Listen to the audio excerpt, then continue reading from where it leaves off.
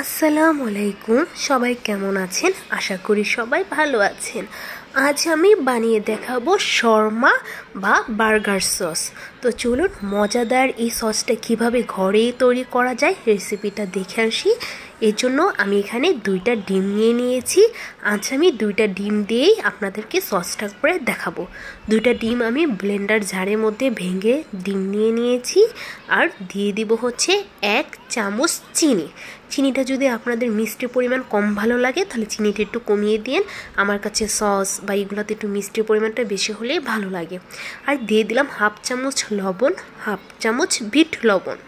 আর দিয়ে দিব হচ্ছে 2 টেবিল চামচ গুঁড়া দুধ। গুঁড়া দুধটা অবশ্যই দেওয়ার ট্রাই করবেন, না হলে কিন্তু টেস্ট আসবে না। আর এখন দিয়ে দিব তেল। তেলটা হচ্ছে 2 ডিমের জন্য 2 কাপ তেল যথেষ্ট। তাও মাঝে মাঝে ডিম যদি ছোট হয় তেল কিন্তু কম বেশি লাগতে পারে। এই জন্য তেলটা অল্প অল্প করে দিয়ে এভাবে ঠিক ব্লেন্ডার করে করে বুঝে বুঝে হচ্ছে তেলটা দিতে হবে। একেবারে কিন্তু তেল দিয়ে যাবে না, অল্প করে তেল দিতে হবে। আর ব্লেন্ডার মেশিনটা সুইচটা অন করে দিয়ে ব্লেন্ডার করে নিতে হবে। ঠিক এইভাবে করে আমার প্রায় 2 কাপ থেকে একটু কম তেল লেগেছে।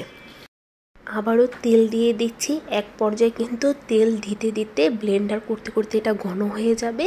তখন কিন্তু আর উপরের ব্লেন্ডারে যে ঢাকনাটা আছে সেটা না দিয়েও কিন্তু ব্লেন্ডার করা যাবে। প্রায় এভাবে করে আমি তেলটা 6 থেকে 7 বারে পুরো তেলটা দিয়েছি। 3-4 বার তেল দেওয়ার পরে আমি এখন ইয়েলো মাস্টার্ড সস যেটা আছে সেই সসটা দিয়ে দিব। 2টা ডিমের জন্য 3 টেবিল চামচ যথেষ্ট। টেস্ট করলে যদি মনে হয় টেস্টের জন্য আরেকটু লাগবে তখন আবার আরেকটু দিয়ে নিব।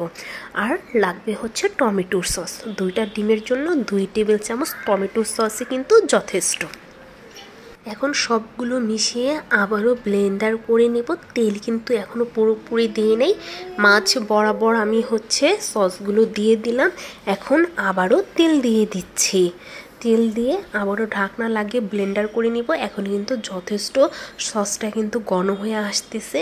আর কিছুক্ষণ তেল দিয়ে ব্লেন্ডার করলেই কিন্তু সসটা রেডি হয়ে যাবে। আমি একটু টেস্ট করে দেখলাম, আমার কাছে মনে হয়েছে যে ইয়েলো মাস্টার্ড সসটা একটু কম হয়েছে। এর জন্য আরেক টেবিল চামচ মাস্টার্ড সসটা দিয়ে দিলাম। এখন আবারও তেল দিচ্ছি, দিয়ে আবারও ব্লেন্ডারটা করে নিব। এই পর্যায়ে কিন্তু মেয়োনেজটা খুবই ঘনত্ব হয়ে গেছে। আমি কিন্তু এখন আর ঢাকনাটা দিইনি। দেখতেই পাচ্ছেন কি পরিমাণের ঘনত্ব চলে আসছে। এখন ঢাকনা খুলেই কিন্তু আমি ব্লেন্ডারটা করে নিচ্ছি। এখন একটি চামচ দিয়ে একটু টেস্ট করে নিব আর ঘনত্বটা দেখে নিব কি পরিমাণে ঘনত্বটা হয়েছে। আমার মনে হচ্ছে যে আর একটু তেলের পরিমাণ লাগবে। এই জন্য এখন আমি আবারও তেল দিয়ে দিচ্ছি। আর এবার তেল দিলেই কিন্তু হয়ে যাবে, আর তেল দেওয়ার প্রয়োজন হবে না। এই তেলেই যতটুকুটা ঘন হবে, কারণ এটা নামিয়ে রাখলে বা ফ্রিজে রাখলে কিন্তু বেশ কিছু ঘন হয়ে যাবে। এখন এই জন্য আমি আরেকবার তেল দিয়ে আরেকটু ঘন করে নিচ্ছি। আর দেখতেই পাচ্ছেন এবার ব্লেন্ডারটা যখন করতেছি এবার কিন্তু বেশ মেয়োনেজটা কিন্তু আরও ঘন চলে আসছে।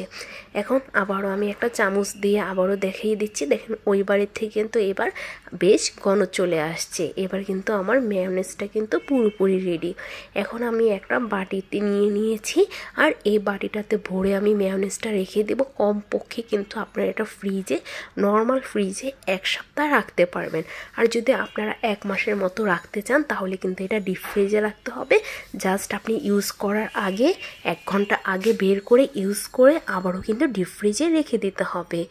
দেখেন আমার মেয়োনেজটা পুরোপুরি রেডি। এখন আমি আপনাদেরকে এটা ফ্রিজে রেখেছিলাম, এর পরের দিন আমি বার্গার বানিয়ে দেখাবো। আর আপনাদেরকে একটা চামচ দিয়ে দেখাচ্ছি যে এটা ফ্রিজে রাখার পর কি পরিমাণের ঘন হয়ে গেছে। চামচ থেকে কিন্তু এখন আর ফোঁটা ফোঁটা পড়তেছে না, চামচ দিয়ে ঢাললে একবারেই কিন্তু পড়ে যাচ্ছে। এখন আমি আপনাদেরকে একটা বার্গারে লাগিয়ে দেখাবো, যেহেতু এটা আমি বার্গারের জন্যই বানিয়েছি, বার্গার বা শর্মার জন্য সস।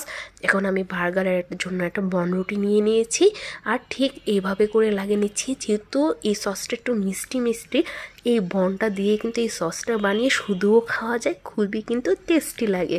তো এভাবে আমি এখন সসটা হচ্ছে দিয়ে দিচ্ছি বনরুটির ভিতরে ভরে। কেমন লাগলো বলুন তো আপনাদের কাছে? খুব সহজ রেসিপিতে বার্গার শর্মা সসের রেসিপিটা। এই সসটা এতটাই ঘরে বানালে মজা হয়, আপনি দোকানে কেনা সসের থেকেও কিন্তু আপনি ঘরে বানালে এই সসটা খেয়ে বেশি মজা পাবেন। আল্লাহ হাফেজ।